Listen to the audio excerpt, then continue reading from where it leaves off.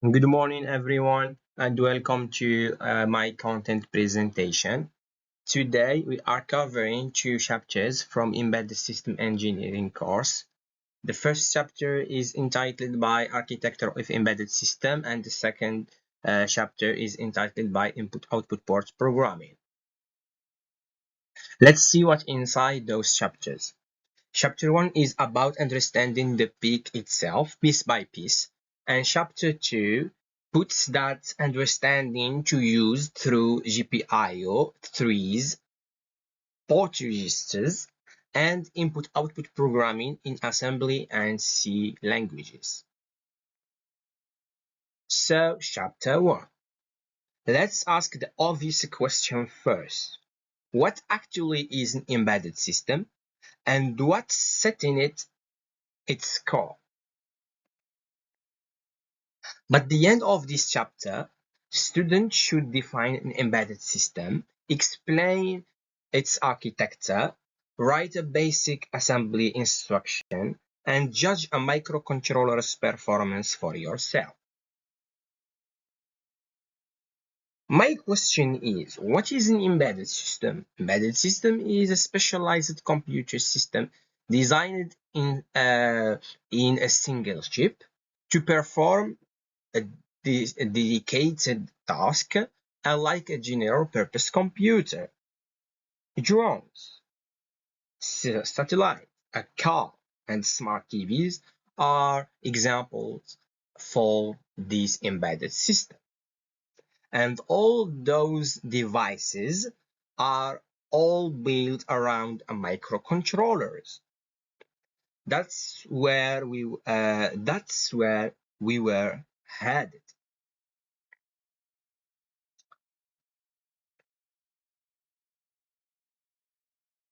The three words we learn on all the course. An algorithm is just a recipe. A programming language like C or Java writes that recipe down. And machine language, meaning ones and zeros, is what the chip itself actually reads or writes. Put those together and you get a pipeline. Problem becomes an algorithm, and algorithm becomes a C code. C code compiles to machine learning, and it's run as an application. System that follow this path tends to look like a specific task, a real time, often distributed, small, low power, reliable, and adaptable. Keep that profile in your mind. Strip one open, and you will find three layers: hardware, software, and often a real-time operating system tying it together. And let's make that less abstract. Take a drone as example. Wireless modules, sensors, speed controller drivers, motors, and batteries. Every one of them answers to the microcontroller. It reads the sensors, runs the flight controllers, drives the motors. So that's what we turn to next. A microcontroller is basically a whole computer shrunk onto one chip. A PIC stands a PIC microcontroller is one of the famous microcontrollers in this world, and stands for Peripheral Interface Controller. It started at General Instruments, was later picked up by Microchip, and it's stuck around because it is a chip and well documented. The chip we will use all in this course is a PIC 16F877A. Not all PIC microcontrollers are equal. They split by data bus with either 8 or 16 or 32 bits, and everyone runs on the RISC architecture. Our PIC microcontroller, which is PIC16F877A, sits in the 8-bit mid-range family with 35 instructions. Across the whole family, you will find the same call: GPIO, timers, reset, watchdog, and oscillators, while newer chips threw in extras like comparators, USB, and CAN bus.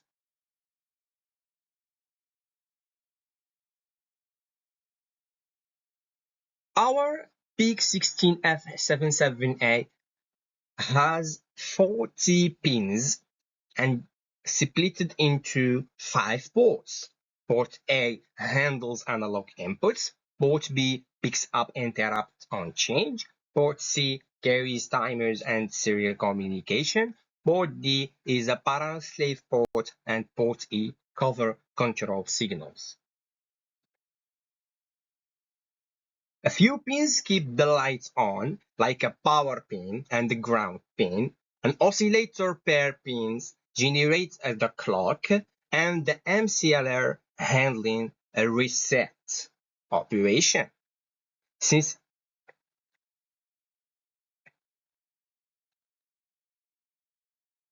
the rest is where the real work happens: general input-output, analog reading through a 10-bit ADC, timers, PWMs, and serial communications over I2C, SPI, and UART.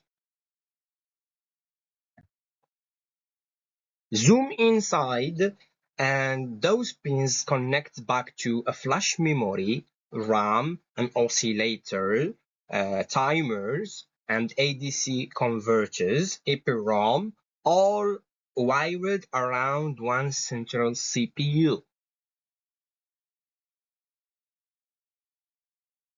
That CPU is not an exotic, an ALU, a control unit, and registers.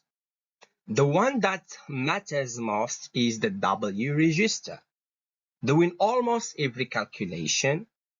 Right beside it, a status register tracks flags and decides which memory bank is active.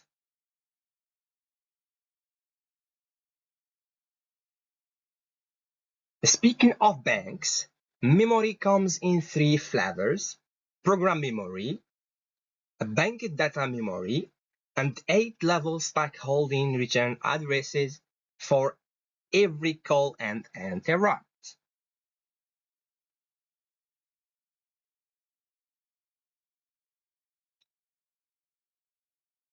Everything we do to that memory comes down to 3 kinds of instructions: byte-oriented, bit-oriented, and immediate or control. And that's the RISC architecture in the nutshell.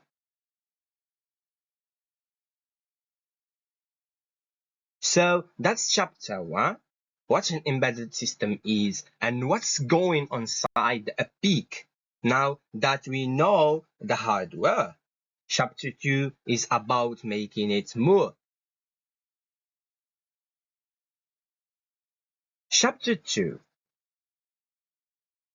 But the end here, you will configure a GPIO port, know what is a registers are doing, write input-output code in both languages, assembly or C code, and judge whether a given configuration actually meets the requirements. What is a GPIO? A GPIO is just a general purpose input-output. It is a flexible digital pin on a microcontroller that can be individually programmed to act as either an input or output.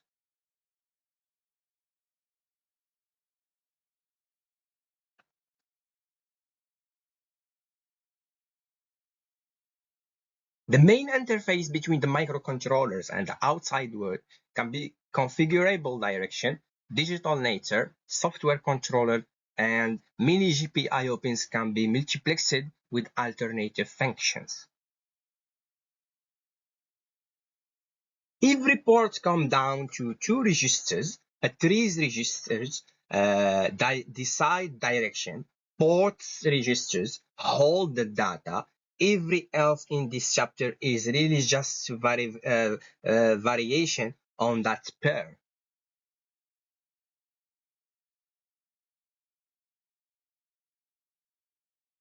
Want an output? Clear trees. Then write your value to port. Want just one pin instead of the whole port? BSF and BCF flip in a single bit without touching the rest. Reading is the mirror image. Set the trees to input, then read the port. For example, in below, we have an example of door alarm example, which put this to work, where the BTFSS instruction watch the sensor pin and fires the response at the instant it changes. C code does the same thing for assembly language, just faster to write. The same register, we can use a byte-wide or a bit-by-bit with something like the trees b.f1, for example.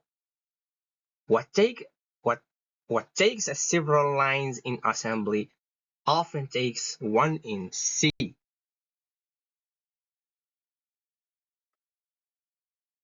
And that's the arc of those two chapters, from what an embedded system is to write an input-output code that actually runs on one. Next time, we will cover timers and counters. Thank you for your listening.